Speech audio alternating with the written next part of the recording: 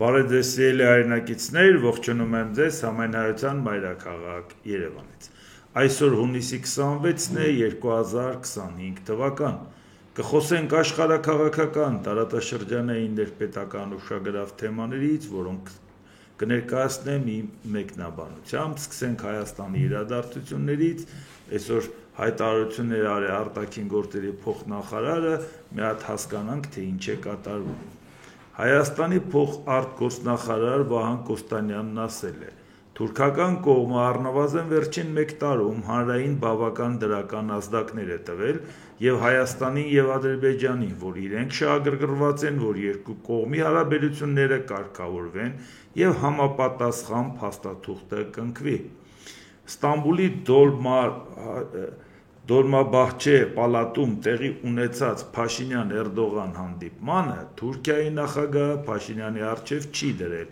ադրբեջանցիների վերադարձի հարցը, պնդել է փոխնախարար Կոստանյանը։ Հիմա սրան մի քիչ ավելի լուրջ անդրադառնանք։ Առաջինը, որ ներկայացումը, որ Թուրքիան լուրջ ջանքեր է գործադրում եւ շահագրգռված է, որ խաղաղության պայմանագիր լինի, բայց երբ որ դա ասվում է եւ դա ներկայացվում է, որ հունիսի 20-ի հանդիպման արդյունքում այդպիսի դրական ֆոն կա, նաև ասում է շատ հարցերում մեր տեսակետները մոտ են, բայց դրանից մի օր հետո, երբ որ Թուրքիան միանում է Իսլամական համագործակցության կազմակերպությունների հռչակագրին Ստամբուլյան, որտեղ ուղղակի դատապարտվում է Հայաստանը մի քանի կետերով, ավելին ուղղակի մեղադրանք է ներկայացնում, որ Հայաստանը չի ապահովում ադրբեջանցիների վերադարձը Հայաստան եւ նշում կոնկրետ արևմտյան Ադրբեջան, բայց այդ դեպքում հարց է ծագում, ասում է այդ հարցը Փաշինյանի հետ չի քննարկվել, Փաշինյանի հետ այդ հարցը չի քննարկվել, բայց դրա հաջորդ օրը քննարկվել է եւ բանաձև է ընդունվել 57 պետության անունից եւ Թուրքիան, Ադրբեջանը դրան մասնակցել են, բայց ինչ է ասում Հայաստանը։ Եվ այնտեղ ընդգծված ձևով ասում է եւ Ալիևն էլ հայտարարում, խաղաղություն չի լինի, քանի մեր իրավունքը չի կատարված։ Բայց ինչ խաղաղության հետ կապված Թուրքիայի քայլերը այդպես ողջունում եք, ի՞նչն եք ողջունում։ Թուրքիայի հետ ցենց ջերմ հարաբերություններ հաստատելու ի՞նչն եք ողջունում։ Առաջինը քանի անգամ պետք է ասենք, որ այդ 300,000-ի մասին, որ Ադրբեջանը ասում է, մի հատ մտածեք, 88-89 թվականներին ենթադրենք գնացել են նրանք։ Այդքան տարի առաջ գնացած մարդիկ, այտենց իրանց կոտորում են հետ կան, սկի չգիտենք ով է ողջ, ով է մեռած, նրա երեխան անգամ Հայաստանը տեսել է, թե չի տեսել, այդ ով է այտենց տենչում, որ վերադառնա Հայաստան, երբ որ Ալիևն ասում է ինքը ծաղկող երկրի ղեկավարը, Հայաստանը շատ վատ վիճակում է, Հայաստանի վիճակը վատ է, կենսամակարդակը վատ է, ինքը լուրջ պետություն է, աշխարհի այդ հարցերը լուծում է եւ ադրբեջանցին, որը այդքան տարի առաջ գնացել է Ադրբեջան, ասենց դռները ջարդում է, որ վերադառնա իրանց տուն, ով է դրան հավատում։ Դե մենք գիտենք, որ դա նպատակային է արվում, որ մարդկանց կոնկրետ փողը տան եւ ուղարկեն Հայաստան ապակայունացնելու։ Մեկ անգամ եւս դրան անդրադառնանք, որտեղ ամեն օր այդ թեման բարձրանում է, որ եթե Խորհրդային միության ժամանակ մենք չենք ունեցել անկախություն եւ Խորհրդային միության տարածքի մի բնակիչը գնացել է մի ուրիշ տեղ, ինչ պատճառներով բռնի է գնացել, սովորական է գնացել, Ադրբեջանից Հայաստան բռնի է եկել, Հայաստանից Ադրբեջան բռնի չի գնացել, լավ էլ դրել են, տները վաճառել են, փողերը ստացել են, փոխհատուցում ստացել են եւ այլ, բայց դա էլ դնենք մի կողմ։ Ինչ է Խորհրդային միությունը պարտավորություն ուներ նրանց հարցը լուծելու, թե Խորհրդային միությունը նրանց հարցը ավարտել էր, որովհետև նրանց հարցը լուծվել է, նրանք գնացել են, դեռ Խորհրդային միությունը փլուզված չէր։ Եթե խոսքը վերաբերում է խնայ բանկերում մարդիկ փող ունեին եւ Խորհրդային միությունը լուծարվեց եւ այդ փողերը մարդիկ չստացան, Հայաստանի իշխանությունները պարտավորություն վերցրեցին այդ փողերը տան, որտեղ մարդիկ վստահել են բանկին, եղել է այդ պետությունը, հիմա այդ պետությունը չկա, ասում է մեր փողերը տվեք, ասում է այդքան չունենք, կամած կտանք, բայց ստանձնում են այդ պարտավորությունը։ Ստանձնում են պարտավորությունը, որ երկրաշարժն եղել է Խորհրդային միության ժամանակ, Խորհրդային միությունը փորձեց մարդկանց փոխհատուցում տա, տներ տա եւ այլ եւ այլ։ Այն ինչ որ ինքը չի կատարել, երկիրը փլուզվել է, Հայաստանը իշխանություններն իրանց վրա են վերցրել։ Ինչ ժամկետում են արել, ամբողջական են արել, թե ինչ, բայց իրանք այդ պարտավորությունը վերցրել են իրանց վրա։ Ադրբեջանցիները, որ Հայաստանից գնացել են Ադրբեջան, ինչ պարտավորությունը Հայաստան, խորհրդային միությունը նրանց հանդեպ կիսատ թողե, որ մենք դա պետք է շարունակենք։ Եվ մեկ էլ ավելին, լա բարոյական մասը նայենք։ Երկրաշարժը, որ եղավ, դեռ նրանք չէին գնացել։ Երկրաշարժից հետո իրանք դե վերցրեք ուսումնասիրեք, թվերը հանեք ցույց տվեք, ով դա պետք է անի, ես պետք է անեմ։ Ես ձեզ հուշում եմ, որ վերցրեք թվերը նայեք, ինչքան մարդ է գնացել մինչև երկրաշարժ 88 թվականի շարժումը, որ սկսել է, ինչքան մարդ է գնացել, դրանից հետո երբ են ստացել փոխհատուցումը։ Այսինքն իրանք, երբ որ Հայաստանին հարված է հասցվել, իրանք ժամ առաջ իրանք փողերն առել գնացել են, չեն ուզեցել այդ խնդիրների մեջ մնան, չեն ուզեցել մեզ հետ մեր ցավուդարդը կիսեն, բայց չեք ուզում մի հատ նայենք։ Ով է դա անելու։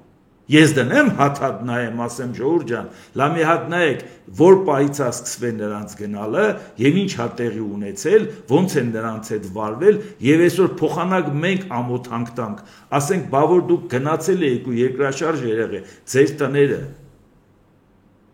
դեռ երբ որ այն ժամանակ, որ երկրաշարժը եղավ, արդեն Երևանից գնացել են Գյումրով, ֆռացել են, գնացել են Վանաձոր, ճանապարհին դեռ նրանց մեքենաները կանգնած էին։ Եթե սխալ եմ հիշում, ասեք սխալ ես հիշում։ Այսինքն այդ մարդկանց մեքենաները կանգնած էին, ճանապարհ էին ուզում գնային, որ գնային, սպասում էին բացվել, որ գնային իրանք։ Բա մնայեք սարքեիք, շենացնեիք մեր երկիրը, քարը քարի վրա թողեք։ Ով է այդ բարոյականը ասելու, ով էր ձեզ դուրս անում այդ ժամանակ, որ դուք գնացիք։ Բացի ֆինանսականը, բայց եթե Հայաստանի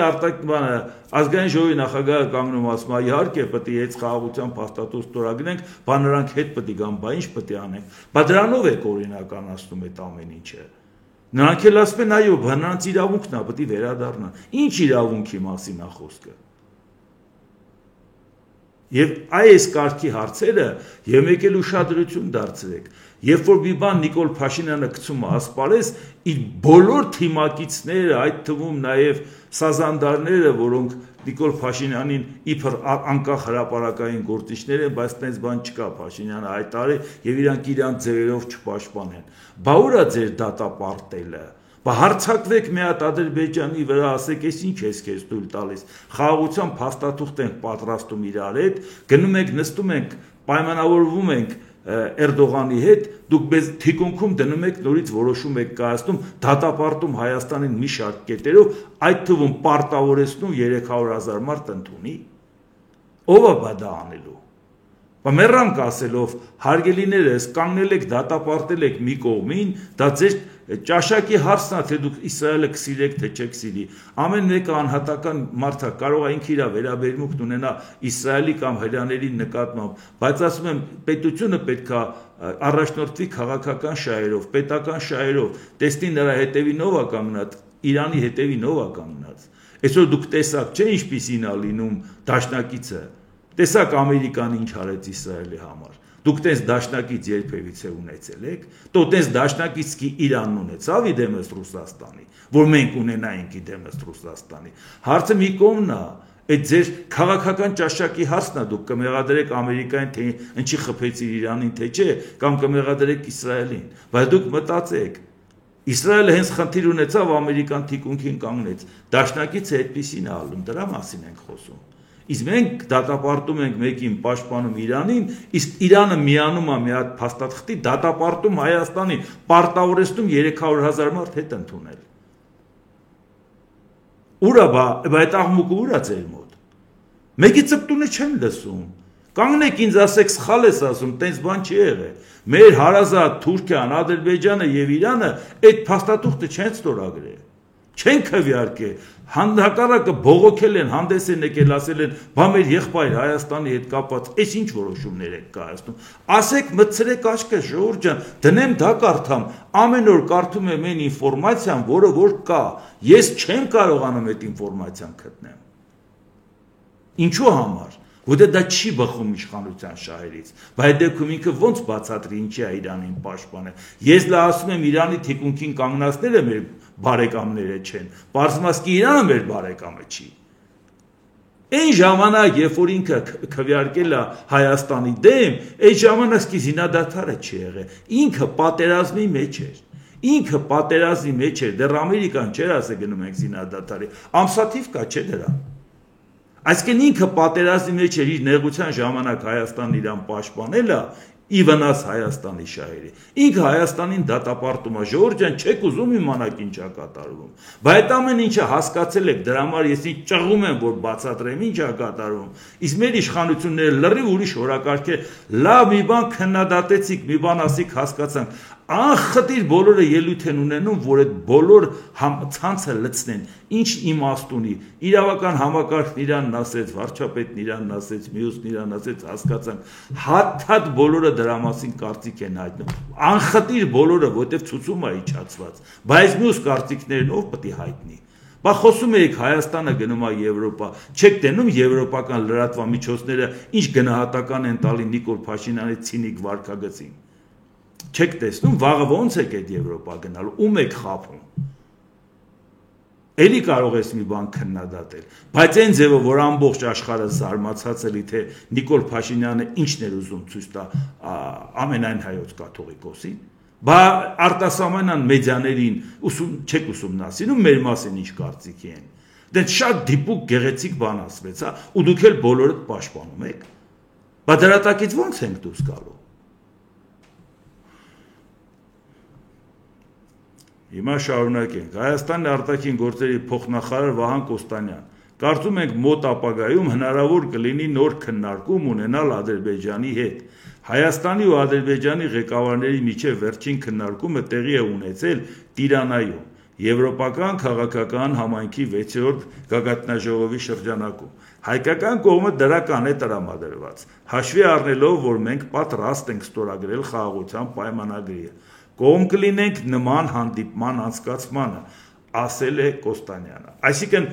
Տիրանայում հանդիպել եք, քննարկել եք, դրական եք տրամադրված, դրանից հետո Ադրբեջանի բոլոր պաշտոնյաները Հայաստանի սպառնացել են, մեղադրել են ամեն ինչում, զինվում է, սահմանադրությունը չի փոխում, ԵԱԿ-ի ձևաչափից չի հրաժարվում Մինսկի խմբի եւ մեկը 300,000-ի իրավունքը չի հարգում, որոնց հետ բերի։ Այդ որն է դրական։ Հիմա այդ հող եք նախապատրաստում առաջիկա Ալիևի հետ հանդիպման, պարզ կարծում ենք, չէ՞ բարդ բան չի ասում։ Կարծում ենք մոտ ապագայում հնարավոր կլինի նոր քննարկում ունենալ Ադրբեջանի հետ։ Չի ասում է հենց այնպես քննարկում, նշում է որ ձևաչափով։ Հայաստանի Ադրբեջանի ղեկավարների միջև վերջին քննարկումը տեղի է ունեցել։ Այսինքն այդ մակարդակով առաջի դեմքերի մակարդակով քննարկումը տեղի է ունեցել Տիրանայում, Հայաստանը գոհա, ուստի խաղաղության պայմանագրի հետ կապված էր գոհա, կողմ կլինենք նման հանդիպման անցկացմանը։ Այսինքն այդ նման հանդիպումը դուք հիմա կողմ եք Ալիևի հետ հանդիպումը եւ հիմնավորում եք թե ինչու, կապում եք դա Տիրանայի հետ։ Լավ եք անում, շատ լավ եք անում, բայց այն ժամանակ, երբ որ դուք այդ հարցը քննարկում եք Ադրբեջանի հետ, ես շատ գիտեի դուք պետք է Ալիևի հետ դորից տենչում եք նոր հանդիպում ունենալ։ Բա որ ասում ենք էսա գնալու է Էրդողանի ցուցումները ստանա, Ալիևը գնալու է Էրդողանին ասի ես հարցերը դնում եմ, կկանչես մի հատ կդնես սեղանին, կասես ես։ Նիկոլ Փաշինյանը կգնա կրոնը կընդունի, որից հետո արդեն այդ ամեն ինչը ընդունած, կգա արդեն Ալիևի հետ կհանդիպի եւ Ալիևին կասի դե հիմա ասա ինչն եմ անում, որ քու սրտով լինի, որ մենք ժողովրդին ասենք գնում ենք խաղաղության։ Սա չի։ Այդ ի՞նչն է հիմնավորում։ Այդտենց շատ լավ հանդիպումը Տիրանայի, այնքան լավ էր, որ հիմա անհրաժեշտությունը տեսնում եք Ալիևի հետ հանդիպման, բայց այդ ընթացքում չտեսակ, որ ընդամենը 2 օր առաջ ամենավերջի վիրավորական արտահայտությունները Ալիևը անում էր Հայաստանի հասցեին ու ասում էր չի լինելու խաղաղություն, մինչև իմ պահանջը չկատարես, այդ չեք լսել, այդ նույն մարդու հետ եք դրական համարում ձեր արդյունքները։ Կամ որ այդ խոսում եք սահմանները բացելու հետ կապված։ Երբ որ մենք խոսում ենք Եվրամիության հետ կապված, ասում են դուք ռիսկերը հաշվել եք, Դուք վտանգները խիչ եք հասարակությանը ներկայացնում, բարդությունները խիչ եք ներկայացնում։ Մենք ասում ենք միագնայեք նրանց կենսամակարդակը, ինչ բարդության մասին եք խոսում։ Բարդությունը այն ճանապարհն է, որ դրան պետք է հասնենք։ Մակարդակը նա է, որ նրանք ունեն ի համեմատ մեզ։ Եվ անվտանգության խնդիր ունեն լուծած, եւ նորմալ կենսամակարդակի խնդիր ունեն լուծած, նորմալ կենսակերպ են ստեղծել անդամպետությունների համար, ժողովրդավարության, բարեկեցության ու անվտանգության։ Նայեք մակարդակը, մեզ պետք է ուղղակի քայլ առ քայլ գնալ այդ ճանապարհով, բայց այդ ճանապարհը տասնամյակների ճանապարհ է, դեռ կհասցնենք նաև դժվարություններն էլ խոսանք, ամեն ինչն էլ, բայց երբ որ դուք կանգնում եք մի հատ մարգարայի անցակետ եք կառուցում եւ համարում եք, որ խնդիրը լուծված է ու արդեն նախապատրաստվել եք Թուրքիայի այդ սահմանները բացելու, բա դուք վտանգները ինչի՞ չեք ներկայացնում։ Դուք ինչի՞ չեք ներկայացնում, որ այդ ապրանքը, որ երրորդ երկրով Հայաստան է եկել, շատ չգիտեն Հայաստան էր գալու թե չէ, բայց այդ ապրանքը, որը ուղիղ մտնի Հայաստան, այդ ապրանքի լաբորատոր փորձարկումների տեխնիկական հնարավորությունները դուք չունեք, ու այդ ապրանքը անխոչնդոտ մտնելու է Հայաստան։ Ինչ գենետիկական փոփոխություն կլինի, որ մեր լաբորատորիաները ֆիքսելու հնարավորություն չունեն, քանի տարի հետո Հայաստանում ընդհանրապես ծնունդը կվերանա կամ ինչ կլինի կամ մարդկանց հետ ինչ կկատարվի, դուք նույնիսկ չեք կարող իմանալ, դա այդպես է թե այդպես չի։ Այդ վտանգը չեք կարող գնահատել։ Եթե երրորդ երկրի միջոցով այդ ապրանքը մտնում է Հայաստան ու մրցունակ է, հարվածում է մեր գյուղացուն, բա պատկերացնում եք ուղիղ որ մտնի, դուք չեք էլ կարող տեղական արտադրողի համար պրոտեկցիոնիզմի քաղաքականություն կիրառեք, որովհետև Թուրքիան մաքսային միության, եվրոպական մաքսային միության անդամ է, մենք ԵԱՏՄ-ի անդամ ենք։ Այդ երրորդ երկրի հետ փոխկապակցվածության, փոխգործակցության հետ կապված հարաբերությունները կարգավորում է ԵԱՏՄ-ի շրջանակներում։ Ձեր մարժան չնչին է, որ դուք կարողանաք դրանով պրոտեկցիա կիրառեք այդ սահմանները, որ դուք կարող եք դնեք։ Այսինքն գալու է ինքը սրբի ողողիկ ու գյուղատնտեսությունը ոտատակ տաստեիստա ընդեղից դուրս գա։ Ընդեղից մտնելու Ադրբեջան, ընդեղից մտնելու Թուրքիան։ Բա դուք դրա ռիսկերը պատմել եք քաղաքացուն։ Նա գիտի թե ինչ կարող է լինի։ Նա գիտի թե ինչ կարող է լինի այն թուրքական ապրանքները, որը մարդիկ ստանում են երրորդ երկրի միջոցով, այդքան դժվարությամբ ճանապարհ անցնելով գնում են Թուրքիայից առնում են մեծ դժվարությամբ բերում են, եթե այդ ապրանքը ուղիղ ու այդ դեպքում այդ ապրանքը մրցունակ է հայկական տարածքում։ Ու եթե այդ ապրանքը ուղիղ եկավ, ծախսերն էլ նվազեց, գալու է սրբիկ ու լայն սպառման ապրանքների հերը անիծի գցի մի կողմ։ Ասել եք մեր մարդկանց, բացատրել եք այդ վտանգները։ Բացատրել եք, որ դուք չեք կարողանալու պրոտեկցիոնիզմի քաղաքականություն կիրառել Թուրքիայի շուկայի նկատմամբ։ Ու դուք ասում եք Թուրքիայի միջոցով կմտնենք Եվրամիության շուկա։ Բա մեր միջոցով, որ Թուրքիան մտավ Հայաստան, դեմը ո՞նց եք առնելու։ Մի հատ ասեք իմանանք։ Թուրքական ապրանքները ողողելու են։ Այսօր գնացեք մի հատ մոնիտորինգ արեք, տեսեք ինչքան թուրքական ապրանք կա Հայաստանում, տեսակարար կշիռը համեմատեք ու մտածեք այդ լրացուցիչ ծախսերը, որ այդ ապրանքը մտնում է Հայաստան։ Հիմա դուք դրա դեմը ո՞նց եք առնում, եթե ուղիղ մտավ, ծախսերն է պակաս։ Դուք ասում եք, եթե մենք եվրոպական շուկա մտնենք, ծախսերը պակասացնենք, Թուրքիայի ճանապարհով մտնենք եվրոպական մաքսային միություն, այդ ժամանակ մենք առավելություն կունենանք, մեր ապրանքը գինը կեժանանա։ Եթե դու որակյալ ապրանք արտադրեիր եվրոպական շուկայի համար, կարողանայիր եվրոպական շուկա մտնեիր, տրանսպորտային խնդիրները, որ դու այս ճանապարհով կգնաս, թե Թուրքիայի ճանապարհով կգնաս, առավել եւս տակով ես գնում, դա այդքան մեծ առավելություն քեզ չի տալի։ Տարբերությունը գնի մեջ շատ փոքր տոկոս է կազմելու, առավելությունը, որ դուք ունենաս։ Քո մրցակցային ապրանքը պատճառը նա չի, որ տրանսպորտային ծախսերը բարձր է, քո ապրանքը մրցունակ չի ուղղակի։ Իսկ եթե այդ պարագայում դու մտածում ես այդ չնչին պակասացնելը ողողելու ես եվրոպական շուկան, բա ինչի՞ ես մարդկանց բացատրում, որ եթե Թուրքիայի ապրանքը Հայաստանը մրցունակ է, Թուրքիայի ապրանքի դեմը չես առնի, եթե իր ծախսերը պակասի։ Բա այսով պետք է դա բացատրի, ինչի՞ չեք ասում։ Բա այտենց ոգևորված Թուրքիա է գովում, ինչի՞ չեք ասում դրա տնտեսական վտանգները։ Ես պետք է ասեմ դա, ասեմ ես։ Բայց մենակ իմ ասելը բավարար չի, որտեղ ամբողջ երկիրը ողողել եք այլ օրակարգերով։ Շատ դժվար ենք կարողանում տեղ բացել, որ այդ ամեն ինչի մասին խոսենք։ Ոչ մեկը չի ասում հարևանի հետ պետք չի սահմանները բացել։ Իհարկե պետք է բացել, պետք է նորմալ աշխատել, բայց մենք դրան պատրաստ ենք։ Մի պետություն, որ ցանկանում է քեզ ոչնչացնի, դու պատրաստ ես նրա հետ փոխգործակցության։ Դու արել ես այդ բոլոր հարցերը, քո իմունիտետը ունես դու Թուրքիայի դեմ։ Առավել եւս, երբ որ քո իշխանությունը խելքիրանը չի Թուրքիայի համար։ Այսինքն դու պաշտպանված չես։ Այնպես չի, որ քո իշխանությունը քեզ պաշտպանում է, դու էլ թիկուն կանգնես իրան։ Քո իշխանությունը նրանց դաշտից քո դեմ է խաղում։ Ում դեմ թիկուն կանգնես։ Ցանկացած բան է խոսես, կալանավորեն տանեն։ Ասեն, այդ ի՞նչ հակապետական բաներ ես ասում, մեր Թուրքիայի դեմ։ Այդ ի՞նչ ես ասում։ Հաստատ մի բան կգտնեն, իրանց համար դա պրոբլեմ չի։ Բայց այս խնդիրները ով պետք է բարձրացնի։ Պարզ ասում ենք, հաթաթ թվարկում ենք, ով է դա բարձրացնելու։ Իսկ հիմա նայենք այն խնդիրները, որը մենք ունենք տարածաշրջանում, որովհետև զինադադար է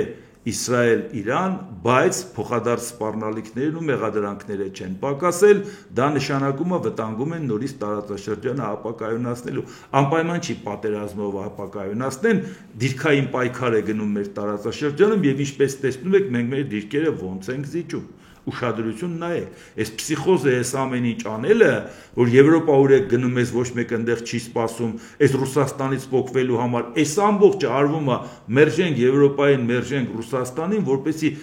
մեր գիրկը բացենք ու մեր ճանապարհները բացենք Թուրքիայի ու Ադրբեջանի առաջ։ Բարդ բան է հասկանալու։ Ով չի հասկանում, թող գնա Վրաստան։ Մի հատ տեսնի թե ինչ նպատակային ներդրումներ են արել Վրաստանում, այն կողմից Ադրբեջանը, այս կողմից Թուրքիան։ Հաթաթ նպատակային։ Նրանք Վրաստանը փորձում են կուլ տալ։ Այն դեպքում, երբ որ իրանց նպատակը ի սկզբանե դա չի եղել, Հայաստանի հարցում դա իրանց նպատակն է եղել։ Գնացեք մի հատ նայեք,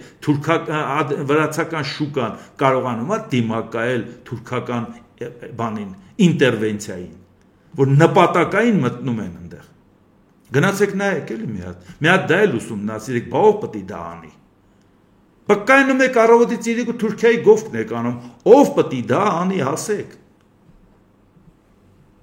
Իրանի գերագույն առաջնորդ Այաթոլլահ Ալի Խամենեին շնորհավորել է ժողովրդին Իսրայելի նկատմամբ տարած հաղթանակի կապակցությամբ։ Շնորհավորում եմ սիոնիստական կեղծ ռեժիմի դեմ տարած հաղթանակի կապակցությամբ։ Իրանն ապտակել է Միացյալ Նահանգներին, հարձակվելով տարածաշրջանի ամենակարևոր ամերիկյան բազաներից մեկի վրա։ Իրանական հարվածը որոշակի վնաս է հասցրել Կատարում գտնվող ամերիկյան Ալ-Ուդեյդ բազային։ Այաթոլլահ Խամենեին ընդգծել է, որ նույն մարդիկ, ովքեր չափազանցրել են Իրանի հարվածներից առաջացած վնասը, այս դեպքում փորձել են նվազեցնել այն, այսինքն իրանց հարվածները։ Այն փաստը, որ Իսլամական Հանրապետությունը հասանելիություն ունի տարածաշրջանի կարևոր ամերիկյան կենտրոններին եւ կարող է միջոցներ ձեռնարկել դրանց դեմ, երբ անհրաժեշտ համարի, ոչ թե աննշան միջադեպ է, այլ մեծ միջադեպ եւ այս միջադեպը կարող է կրկնել ապագայում, եթե հարձակում իրականացվի թշնամու եւ զոհի համար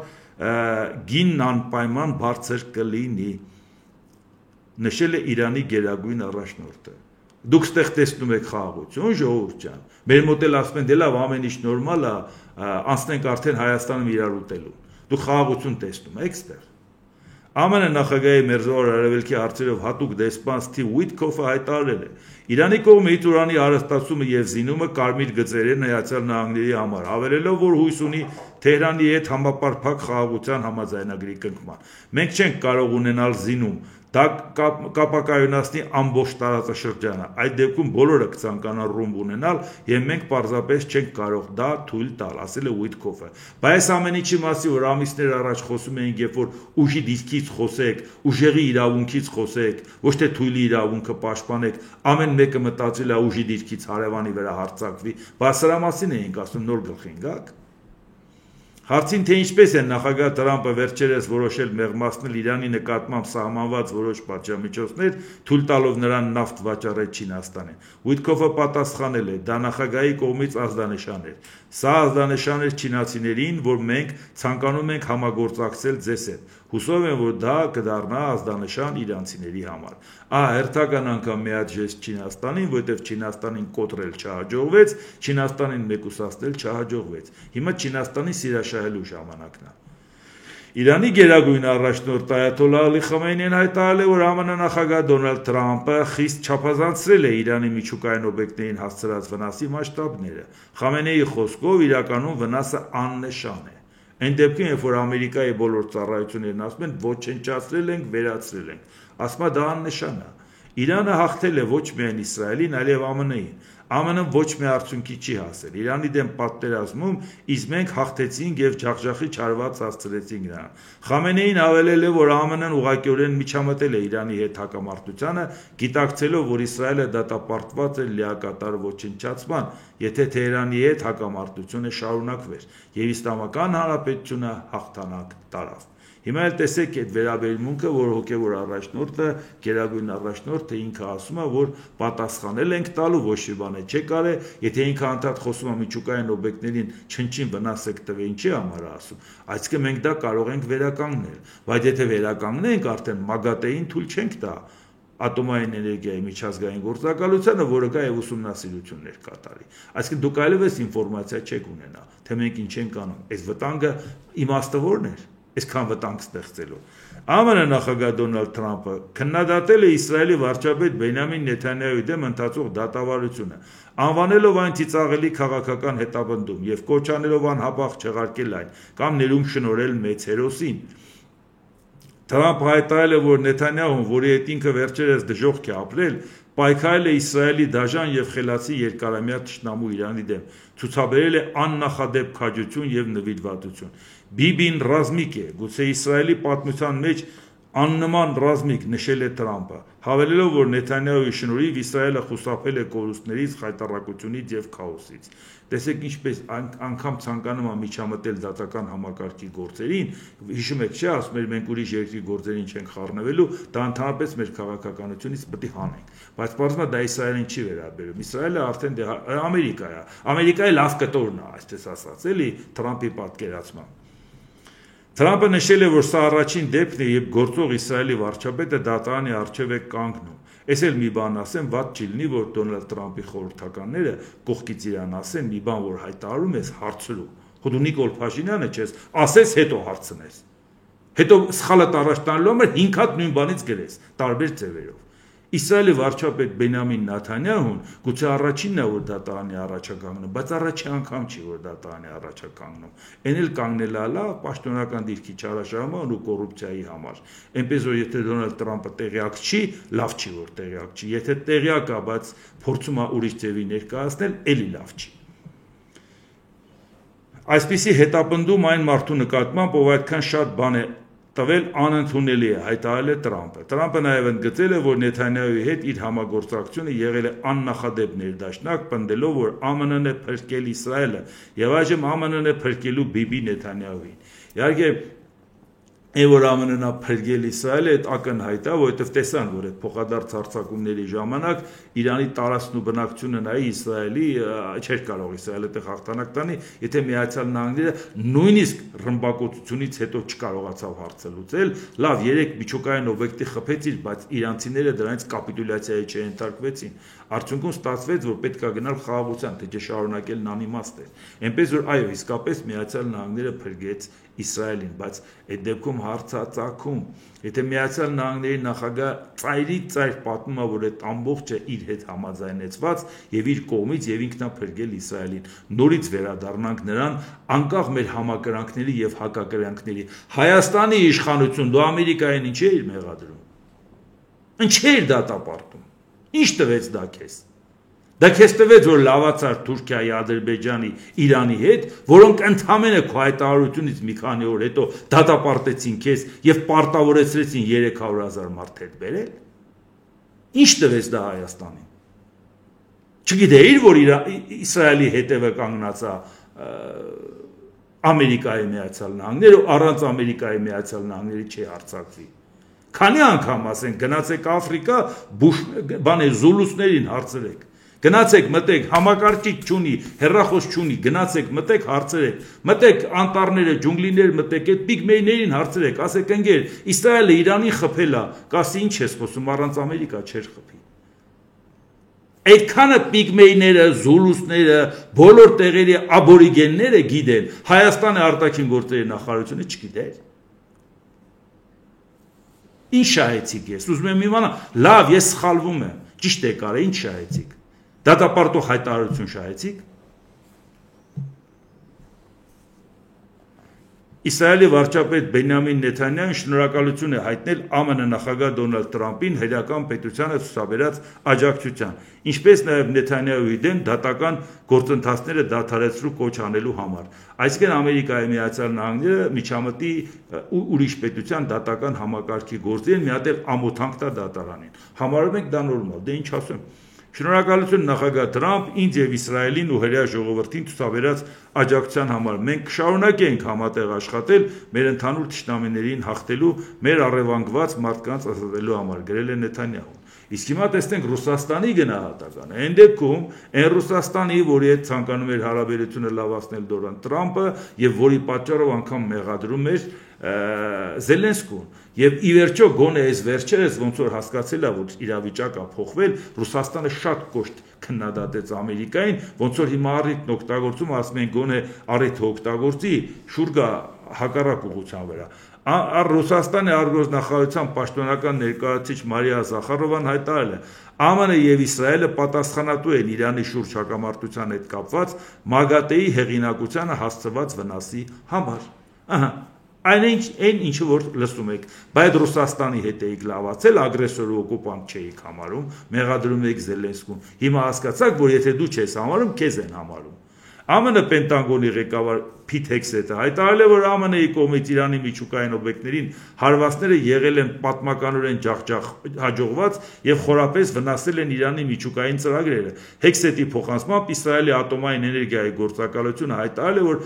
ԱՄՆ-ի հարվածները Իրանի հարստացման օբյեկտներին իսկապես դարձել են անգործունակ։ Նաեւ ՄԱԿ-ի միջուկային հսկողության ղեկավար Ռաֆայել Գրոսին է նշել, որ Իրանի միջուկային ծրագիրը կրել է հսկայական վնաս։ Կենտրոնական հետախուզական վարչության գնահատմամբ եւս Իրանի միջուկային ծրագիրը լրջորեն տուժել է։ Շատ լավ է ամեն ինչը, որ այդպես է տուժել է, Իրանն ասում է չնչին վնաս է ստվել, շարունակելու եմ հարստացնել։ Դա նշանակում է նորից մեր տարածաշրջանը ապակայունացնել, խնդիրը չի լուծվել, ընդամենը զինադադար է։ Երեգե Դոնալդ Տրամփն ասում էր կարող է պատերազմը շարունակվի։ Հիմա գոնե նայենք Եվրոպան ինչ է անում մեր հետ կապված,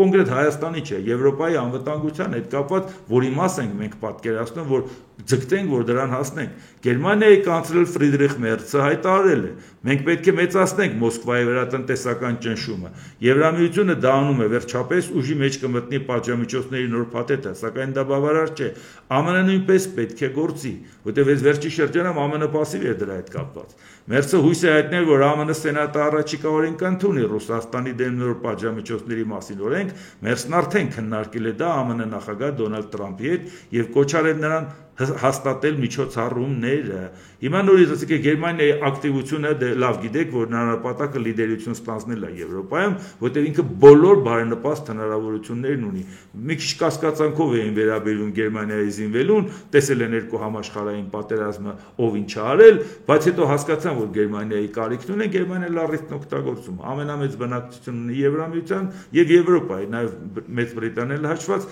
ամենամեծ հնան ունի, ինչի պետք է չանի որ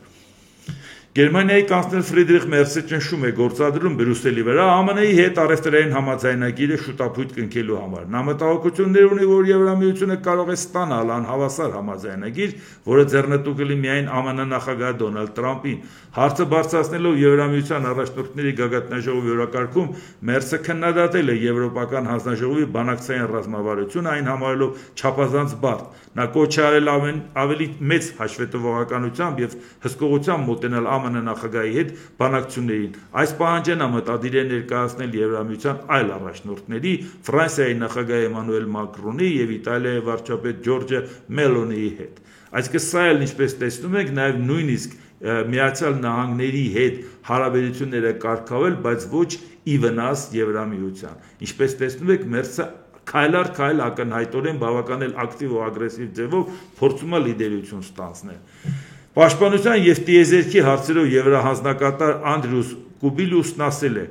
Եվրոպական միությունը պետք է ստեղծի անօդաչու թռչող սարքերի հսկայական բանակ ռուսական հնարավոր ագրեսիայից պաշտպանվելու համար, եւ այն պետք է դրան պատրաստվի հիմա։ Եթե Ռուսաստանի նախագահ Վլադիմիր Պուտինը հրաման տա հարձակվել ՆԱՏՕ-ի որևէ երկրի վրա, այն կբախվի մարտական պատրաստվածության մեջ կոփված ռուսական բանակի հետ, որը կարող է օգտագործել միլիոնավոր անօդաչու թռչող սարքեր, բացատրել է Եվրահանձնակատարը։ Կուբիլուսի խոսքով Ռուսաստանը կարող է անօդաչու թռչող սարքերի արտադրությունը տարեկան հասցնել 5 միլիոնի, ուստի հակամարտությունը հաղթելու համար Եվրամիությանն անհրաժեշտ է ավելի հզոր ներուժ։ Մի հատ ասենք, ես որ sense լավ ճոռոմ խոսում եք, ուր էիք, որ այն ժամանակ, պատերազմի ժամանակ, որ օրեր էին հաշվում, որ Ուկրաինան այսօր էկուց է, այդ ժամանակ Ուկրաինան նկուղներում դրոն էր արտադրում եւ այդ դրոններով